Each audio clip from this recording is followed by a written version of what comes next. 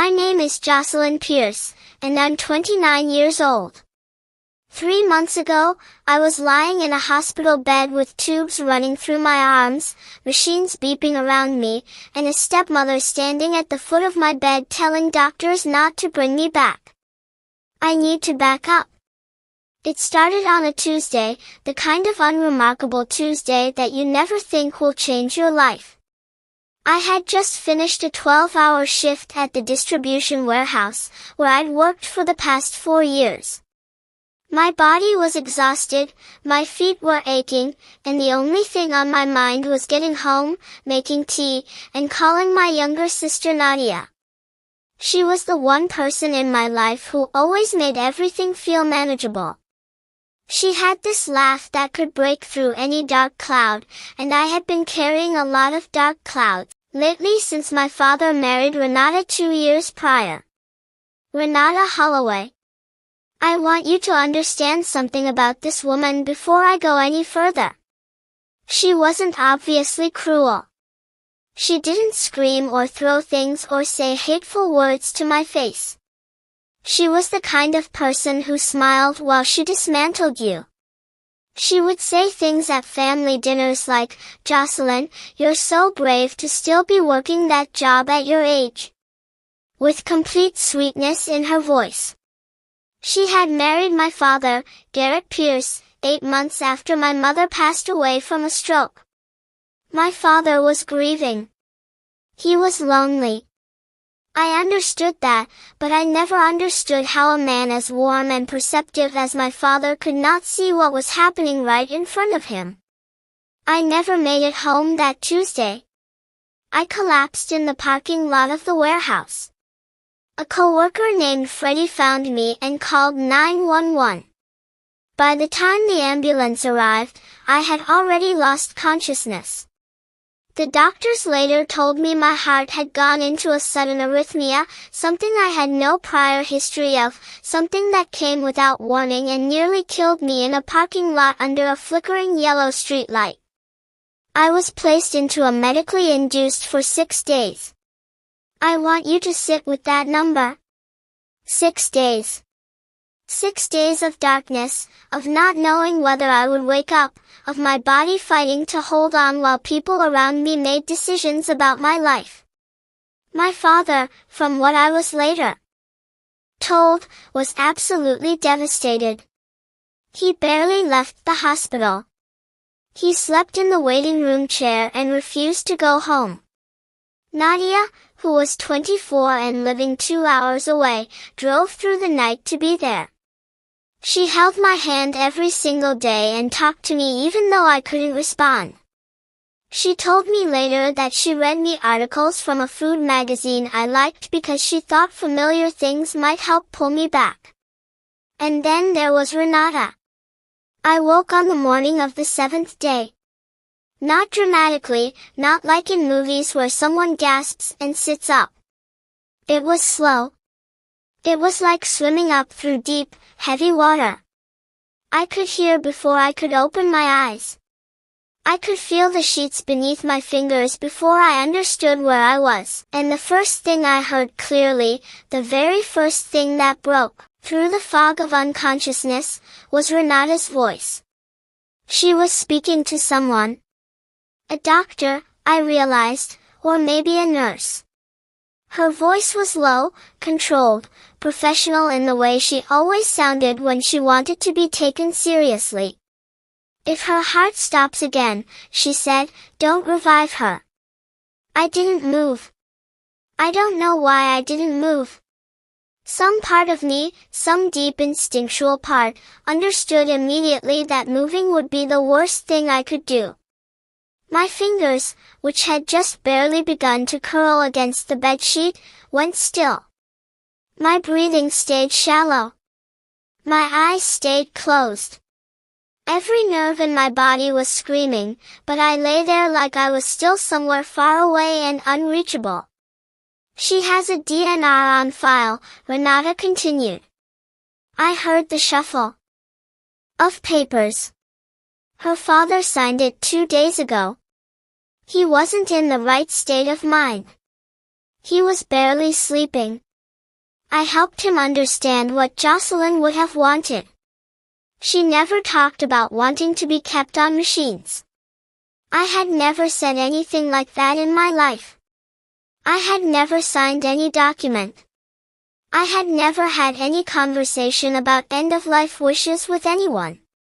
I was 29 years old. There was a pause. I heard someone respond, a voice I didn't recognize, something about reviewing the paperwork and confirming with the attending physician. And then Renata said calmly, almost gently, I just want what's best for her. Garrett is not able to clear decisions right now. I'm trying to protect this family. I lay perfectly still. My heart was pounding so hard, I was terrified the monitor would betray me. I focused every ounce of willpower I had on keeping my breathing even, keeping my face slack, keeping my hands still against the mattress. The room felt like it was shrinking. I heard footsteps move toward the door, then stop.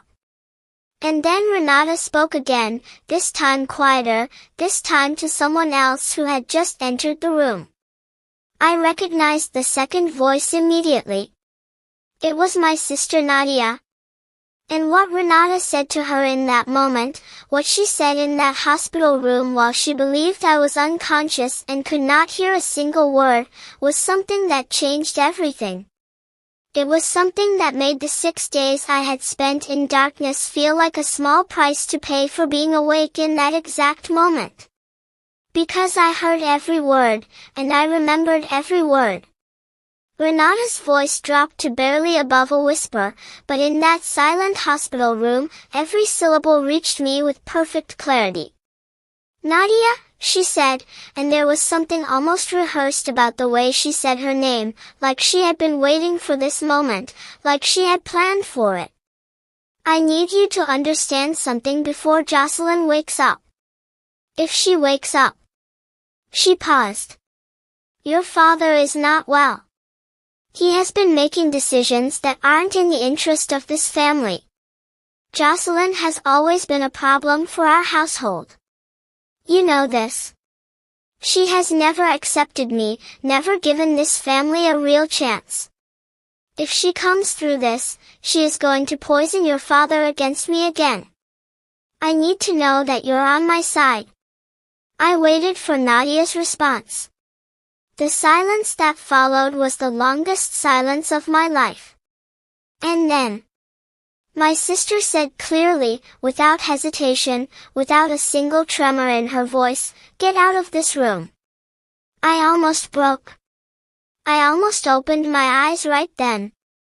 I felt something crack open in my chest that had nothing to do with my heart condition and everything to do with love. The kind of love that holds you together when everything else is falling apart.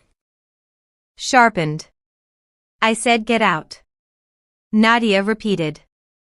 And I want you to hear me carefully because I am only going to say this once. I know what you did with that DNR. I know you manipulated Dad when he was exhausted and broken and not thinking straight. I have been watching you for 2 years, and I have kept quiet because I did not want to hurt him. But you just stood in front of me and asked me to choose your side while my sister is lying in that bed, and I want you to understand something. Her voice was shaking now, not with fear, but with something fiercer than fear. I recorded this conversation. I have been recording you for the past 4 days. Every conversation you have had in this hospital, every instruction you gave to the nurses, every phone call you made in the waiting room. All of it. The silence that followed was a different kind of silence. Heavy, airless. You're lying, Renata said, but her voice had changed. The polish was gone. Room 114, Thursday morning, you told the overnight nurse that my father had requested minimal intervention on Jocelyn's behalf, and that any updates should go through you first, not him directly. You intercepted 3 calls from the cardiologist. I have. The nurse's statement. I have her name. I have the timestamps. Nadia's voice dropped.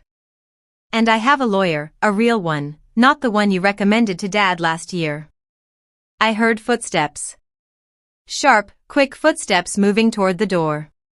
If you leave this hospital and speak to my father before I do, Nadia said, I will walk directly to the nurses' station and hand everything over to the hospital administrator. And then I will call the police. So I would suggest you sit somewhere quiet and think very carefully about your next move. The door opened and closed, and then there was quiet. I waited 30 seconds, maybe less, and then I opened my eyes.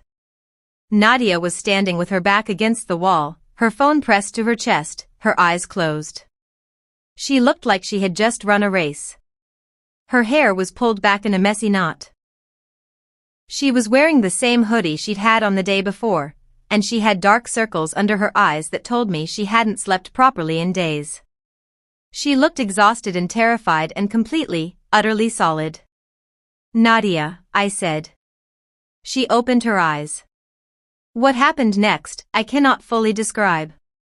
She crossed the room in 2 steps and grabbed my hand with both of hers and just held on.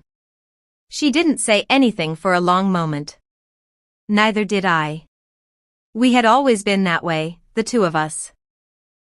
Words were never the first language between us. How long were you awake? She finally whispered. Long enough, I said. She nodded slowly. I didn't know when to tell you. I didn't know if you could hear me this whole time or if you just woke up this second. I kept talking to you about that food magazine because I didn't know what else to do, and I was so scared. Her voice broke on the last word, and then she pulled herself back together the way she always did. I found the DNR paperwork in Dad's jacket pocket 2 days ago. He didn't even remember signing it. He thought he was authorizing something else, some billing form. She handed it to him at 2 o'clock in the morning when he was half asleep in a chair and hadn't eaten in 18 hours. The anger I felt in that moment was not hot and explosive. It was cold. It was the kind of anger that settles into your bones and becomes something permanent, something that changes the shape of how you see the world. Where's Dad? I asked. Downstairs getting some coffee. He doesn't know any of this yet. She squeezed my hand. I wanted you to wake up first. I needed you to be here for this part. What followed over the next 72 hours was not clean or simple. Nothing like this ever is.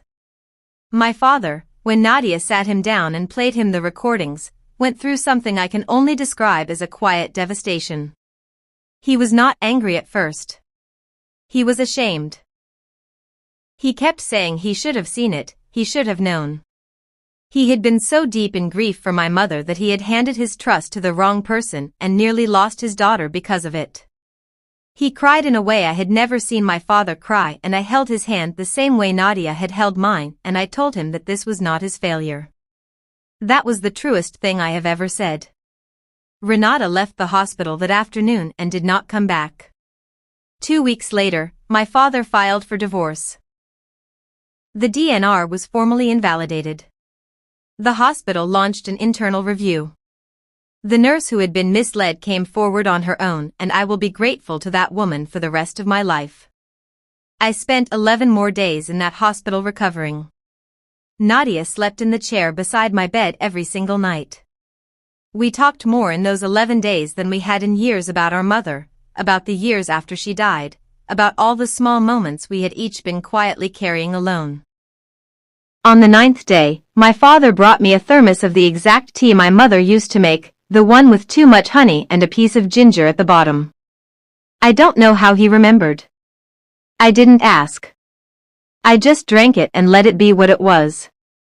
I am home now. My heart condition is being managed with medication and monitoring. I have a cardiologist I trust and a follow-up schedule that keeps me accountable. My father and I speak every day. Nadia visited last weekend and we stayed up until 3:00 in the morning watching old films and saying nothing important and everything important at the same time. I am telling you this story because I woke up from a coma to hear someone decide my life was over. And the only reason I am still here is because my sister refused to let that be the end. Think about the people in your life who would stand in that room for you.